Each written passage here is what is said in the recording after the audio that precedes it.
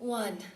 Peel up the paper-thin layer of your clothing. You are Christmas present being opened far too soon, too. His hands are sweaty when they hastily discard your garments into a claustrophobic pile forgotten on the side of the road. Tinsel mirrors still clinging to each fold of fabric. 3 is the number of times that you said no when the concrete left skin graft road sign drag marks across your back when your fingernails broke off into breadcrumb trails. Left your token passes for someone else to find where your muffled screams are buried. 4. Where your heart once lay, there is a shallow grave. An old wooden radio crackles off like a robot that never had a voice box connected. Your voice is a music box. You, heartbroken doll. You, heartbroken record. And I am a robot. We sound like robots, spewing the same dribble as we walk the pirate ship planks to this microphone. 5. Look at me, I can count. Look at me, I can count. Look at me, I can write just as good as you can. 6. Right all the wrongs in imaginary situations. Pull on the puppet strings of all the girls I've let get raped in my poetry. 7.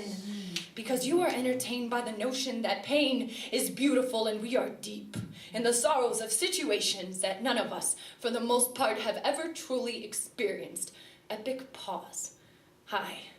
My name is Lauren Perry. I'm a 26-year-old female with a great job in a retro 60s apartment. I've got bright pink hair.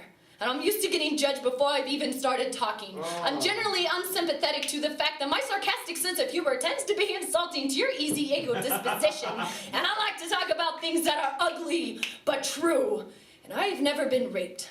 So I don't pretend to understand, to know what it feels like to have somebody violate the most private parts of my body. But the topic of this conversation is not a lack of sympathy for rape victims, but for the poets that continue to victimize them further for self-gain and points. 8.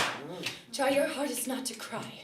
Tears will only show him that what he's doing hurts you. You are not here right now. Bury your soul in the darkest part of your mind to find later. 9.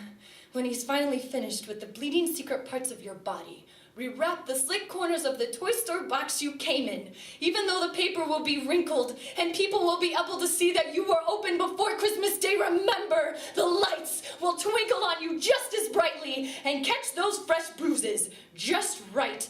10.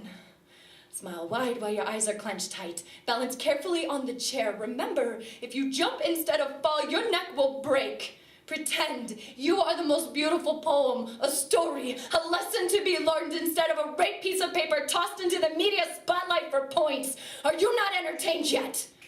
Because you shouldn't be. Yeah!